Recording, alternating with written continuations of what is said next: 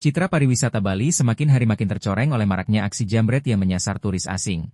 Nenek asal Inggris inisial LSJ menjadi korban terbaru tindak kejahatan tersebut di Jalan Bumi Ayu, Sanur, Denpasar Selatan pada Sabtu 24 Mei 2025. Belakangan terkuak pelaku jambret turis di Sanur tersebut adalah pria berinisial ALW. Pria asal Makassar, Sulawesi Selatan ini pun telah diringkus oleh unit reskrim Polsek Denpasar Selatan.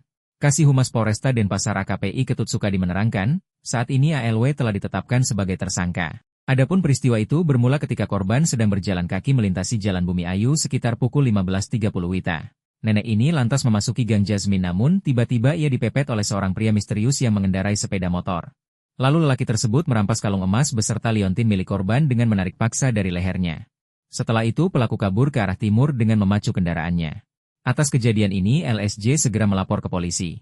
Kapolsek Denpasar Selatan AKP Agus Adi Apriyoga pun menginstruksikan tim Opsnal Reskrim yang dipimpin Kanit Reskrim Ibtu Nur Habib Aulia untuk melakukan penyelidikan dengan melakukan olah TKP dan memeriksa keterangan saksi-saksi. Dihimpun informasi bahwa jambret itu berada di Gang Maruti Jalan Teku Umar Barat, Denpasar Barat, dan melakukan pengejaran ke sana.